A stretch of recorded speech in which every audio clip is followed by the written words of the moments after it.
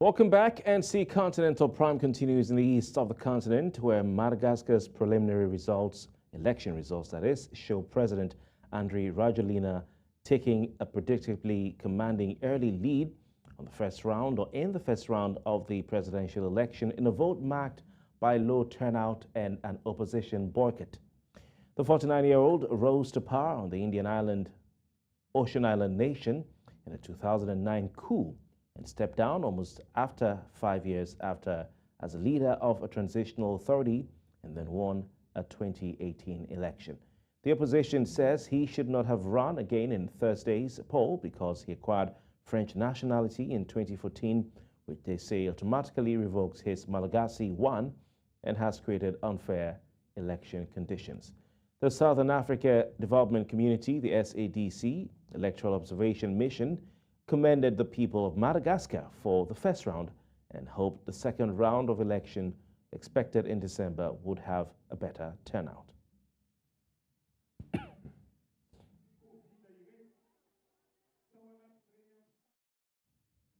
We have joining us tonight Adrian Elimian. He is editorial lead at Africa Elects, and he's here to discuss the developments in Madagascar. Elian, thank you very much for your time.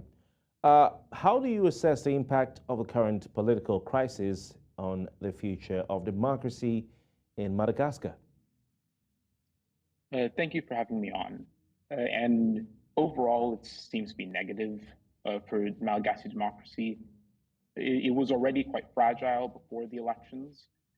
And although former President Rajoelina is winning, he does not have a proper mandate due to the controversy surrounding his candidacy.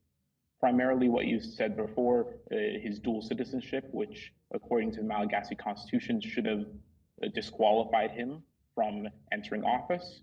And then additionally, due to controversy surrounding his resignation, which is required by the constitution, and the imposition of a transitional government, which was heavily aligned with him. In the midst of widespread protests and opposition concerns, what specific measures you think are being proposed or demanded to safeguard the independence of electoral authorities in Madagascar? Well, opposition candidates have formed into a collective, and they released their demands fairly early in the electoral process. Primarily, they focused on just independence of the Electoral Commission. However, they also were demanding a new transitional government after the first one was sort of hijacked by Rajoelina loyalists. And then most importantly, they want a special electoral court because the High Constitutional Court is seen as being heavily aligned with the Rajoelina government. Several times it has ruled in favor of Rajoelina, including on the dual citizenship case when, again, according to the Malagasy constitution, he should not be able to run for office. So the opposition is very much pushing for the establishment of a special electoral court and having all electoral issues flow through them rather than through the High Constitutional Court. The term institutional coup has been used to describe the recent events in Madagascar related to this election.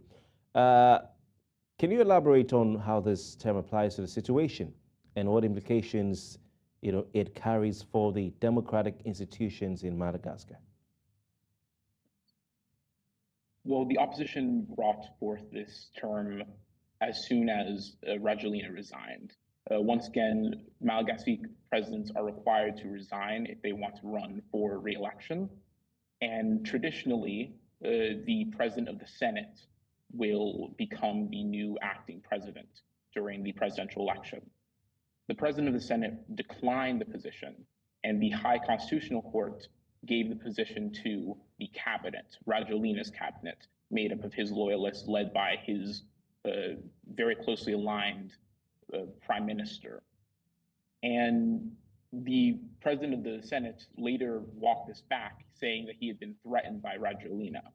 So the opposition came up with the term institutional coup by saying that it wasn't like the coup in 2009 that first brought Rajoelina into power, where it was backed by the army and the president was forced to flee. This one was more so one where he hijacked the institutions of the state to guarantee his continued power. Quite interesting. Thank you very much for your time, Adrian, and it's been a pleasure having you. Thank you greatly.